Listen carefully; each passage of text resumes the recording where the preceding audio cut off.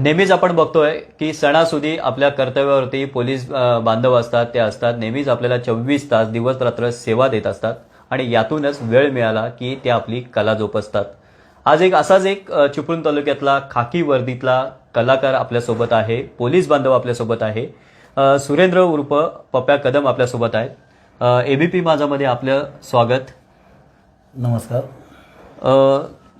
आपण जर पाहिलं तर तुमचे बरेचसे व्हिडिओ जे आहेत, रील्सचे असतील, फेसबुकचे असतील किंवा कबड्डी खेळतानाचे व्हिडिओ असतील किंवा सिंगिंगचे असतील, सध्या सोशल मीडियामध्ये तुफान व्हायरल होत आहेत. फेसबुकवरती अनेक कमेंट्स येतात, काही ठिकाणी ट्रोलसुद्धा होत आहेत. नक्की यामागचं कारण काय आणि आपण या कलेमध्ये कसं सामील झालात? पोलीस खात्यामध्ये असताना जास्त करून वेळ मिळत नाही, परंतु मी खेळासाठी पूर्ण वेळ दिला होता पोलीस खात्यामध्ये आणि पोलीस टीममधनं कबड्डी, क्रिकेट दोन्ही खेळलो. परंतु जे गायनाची आवड होती ती कुठे पाठीशी राहिली होती.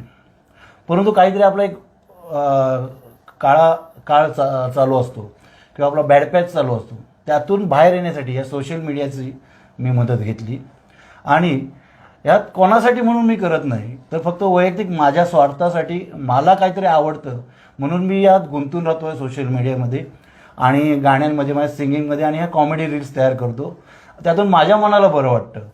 त्यामुळे कोणासाठी किंवा काही लाईक्स मिळायला पाहिजेत किंवा काही माझ्या त्यातून प्रसिद्धी मिळायला पाहिजे हे न करता एक आपल्या पडत्या काळापासून बाजूला राहण्यासाठी कुठेही तरी वेगळीकडे मन गुंतू नये आपलं, आणि त्याचा आधार या रील्सचा किंवा सिंगिंगचा, गाण्यांचा आधार मी त्यासाठी घेतला. पण नेहमीच आपण जर बघितलं तर पोलीस बांधव म्हटलं तर कधी पण रात्री 12 वाजता किंवा दुपारच्या वेळेस आपल्याला ड्युटीला जायला लागतं आणि ड्युटीचा टायमिंग हा आपला नसतो. तरी पण तुम्ही वेळेत वेळ काढता. कसा वेळ काढता तो आम्हाला सगळ्यांना सांगितलं तर बरं होईल. मनात काही ठरवलेलं नसतंच. ड्युटीवरून आलो, सहज आंघोळ करून बाहेर आलो, नेहमी आपण काही ना काहीतरी फेसबुकला, इंस्टाग्रामवर वेगवेगळे रील्स बघत असतो, सिंगिंगचे कार्यक्रम बघत असतो. त्यातून एखादा रील्स आवडलेला असतो, तो लक्षात असतो ठेवलेला. मग आंघोळ करून आलो की 2 मिनिटात ते रील्सची प्रॅक्टिस करून तो रील्स आपण करतो. त्यासाठी जास्त प्रॅक्टिस करायला लागत नाही किंवा वेळ ठेवायला लागत नाही किंवा खास वेळ काढायला लागत नाही. आणि आपल्या मनात ज्यावेळेला प्रसन्न मन असतं तेव्हा पटकन एखादा रील करतो आणि पोस्ट करतो. आयुष्याची सुरुवात तुमची शाळेपासून झाली, शाळेत शिक्षण घेतलं, त्याच्यामध्ये नंतर मग पोलीस भरतीमध्ये जेव्हा तुम्ही झालात, ती कशी तुमची सुरुवात होती, काय होती? पोलीस खात्यामध्ये मी 26/8/2000ला रत्नागिरी पोलीस दलामध्ये भरती झालो. रत्नागिरी पोलीस दलामध्ये भरती झाल्यानंतर मी स्वतः पहिल्यांदा महाविद्यालयीन शिक्षण घेत असताना किंवा शाळेमध्ये शिक्षण घेत असताना क्रिकेट आणि कबड्डी खेळायचो. मी आपल्या भरती व्हायच्या आधी सुरुवातीलाच रत्नागिरी जिल्ह्याच्या क्रिकेट टीममधनं खेळलेलो आहे, लेदर बॉलच्या, आणि रत्नागिरी जिल्ह्याच्या कबड्डी टीममधनं खेळलो आहे. कबड्डीमधून मी रत्नागिरी जिल्ह्याच्या स्पर्धेमधून जाताना राज्यस्तरीय स्पर्धा पण खेळलो आहे. आणि त्याचाच मला फायदा झाला की मी कंटिन्यू ग्राउंडवर असायचो, कंटिन्यू ग्राउंडवर. शिक्षण जरासं बाजूला होतं, पण दिवसभर क्रिकेट, रात्री कबड्डी. रात्री 2-2 वाजता येऊन कबड्डी खेळून यायचो आणि 12वीचे पेपर मी दिलेले आहेत. त्यामुळे असंच चालू होतं आणि अचानक भरती लागली 26/8/2000ला, म्हणजे जुलैच्या महिन्यात भरती लागली. आणि बघूया मग आपलं नशीब आजमावूया. असं काय ठरवलं नव्हतं कधी की काही काही जण म्हणतं मला देश सेवेची आवड होती, मला पोलीस खात्याची आवड होती म्हणून मी पोलीसमध्ये लगेच भरती झालो, असं नाही. आपलं नशीब आजमावण्यासाठी गेलो आणि त्यामध्येच मी मेरिट मध्ये 3रा बसलो. स्पोर्ट्समनमधून भरती झालो, स्पोर्ट्समनमध्ये 1ला बसलो आणि हळूहळू पोलीस खात्याची आवड निर्माण झाली. आणि प्रथमच समाजसेवेची आवड पहिल्यापासून होती आणि जास्त करून देशभक्तीची आवड होतीच. आणि पोलीस खात्यात आल्यामुळे ती सेवा करायला भेटली. आपोआपच घडते सेवा, समाजसेवा पण घडते आणि ड्युटी करता करता देशसेवा पण होते.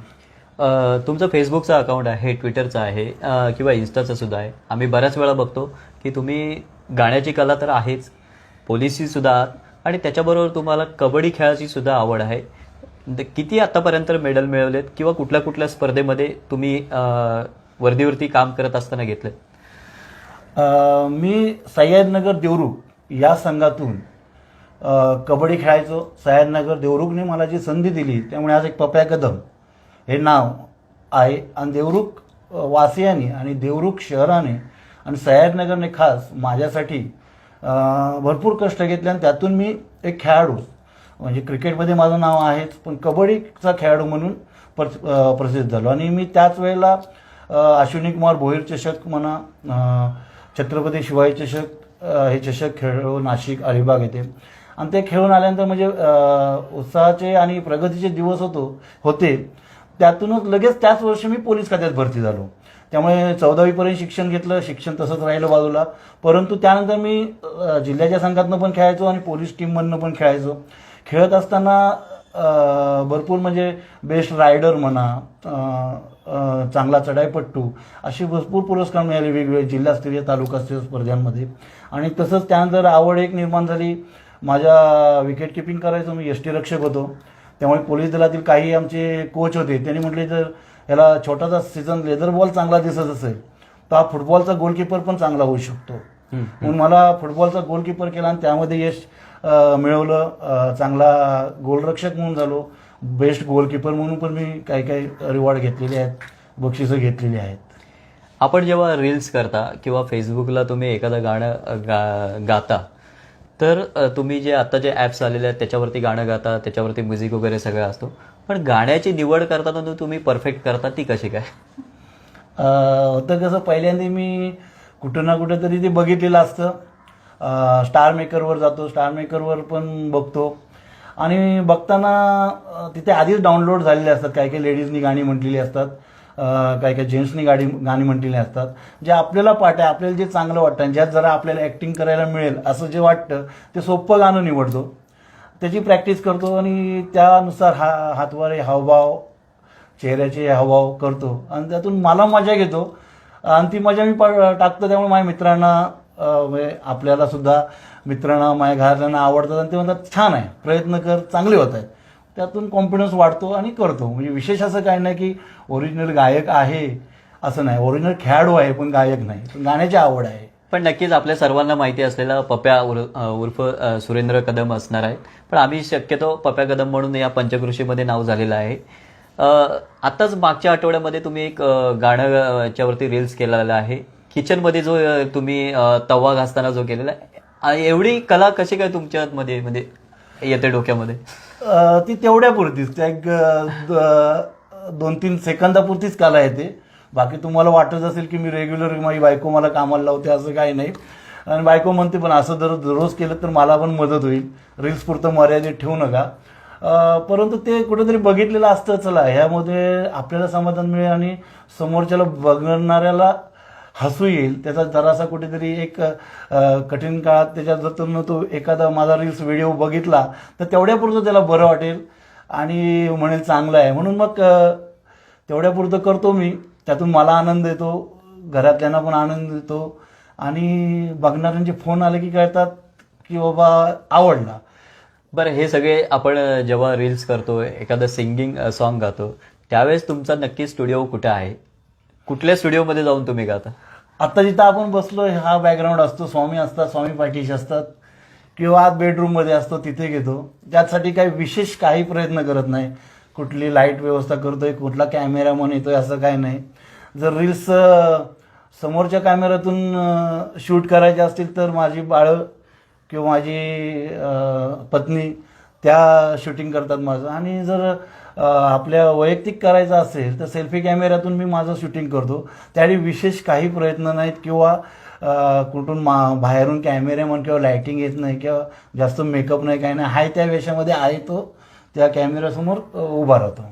पण आपण जेव्हा कलेला सुरुवात केली, एखादं सिंगिंग सॉन्ग असेल किंवा रील्स जेव्हा तुम्ही तयार केलं, त्यावेळेस जे आपले बालमित्र असतील, वर्गमित्र असतील, त्यांनी कधी तुम्हाला फोन करून सांगितलं अरे पप्या असं का करतोस, असं कधी बोलले का? लहानपणापासून अल्लड होतो, वेगवेगळ्या कला अंगात होत्या, परंतु त्याशी स्टेज नव्हतं. आणि आपल्या मित्रांमध्ये ॲक्टिंग, देवानंद, धर्मेंद्र, राजेश खन्ना अशा वेगवेगळ्या ॲक्टिंग पण येतात आणि करायचो तेवढ्या. आणि त्या सगळ्यांना आवडायच्या. कुठे स्पोर्ट्सला बाहेर गेलो तिथं गॅदरिंग झालं तर त्या गॅदरिंगमध्ये पण करायला, म्हणजे तेवढं मर्यादित होतं तेवढं. आणि वाटायचं की आपल्याला काहीतरी येते पण आपलं करू शकत नाही. पण ह्या सोशल मीडियामुळे एवढी मदत झाली की मध्यंतरीचा जो माझा काळ होता तर माझ्या सगळ्या आवडीनिवडी या बाजूला राहिल्या होत्या. एका वेगळ्या मार्गाने मी गेलो होतो. परंतु आज या सोशल मीडियामुळे माझा तो वेगळा मार्ग बाजूला राहिला आणि मी याचा आधार घेऊन आज आपल्यासमोर आहे. माझ्या मनाला चांगलं वाटतं. स्वामींचीच कृपा असे म्हणाले आणि आपण तुम्ही कलेमध्ये वाव मिळवलात आणि नावही कमवलात आणि असंच वर्षानुवर्ष आपलं नाव आहे ते उज्ज्वल व्हावं अशी मी प्रार्थना करतो. आपण जर बघितलं खाकी वर्दीतले अनेक कलाकार आतापर्यंत पाहिले असतील, परंतु या चिपळूण तालुक्यातला सुरेंद्र उर्फ पप्या कदम हा सोशल मीडियाच्या माध्यमातून सध्या सोशल मीडियावरती झळकतोय. अनेकांच्या कमेंट्स मिळतात, अनेकांच्या लाईक्स मिळतात आणि मित्रवर्गाकडून सुद्धा वाहवा मिळते. अशाच प्रकारचे पोलीस बांधव सेवा बजावताना कलेची जी वारसा आहे ती जपत आलेली आहेत. रवींद्र कोकाडे, एबीपी माझा, चिपळूण, रत्नागिरी. एबीपी माझा, उघडा डोळे बघा नीट.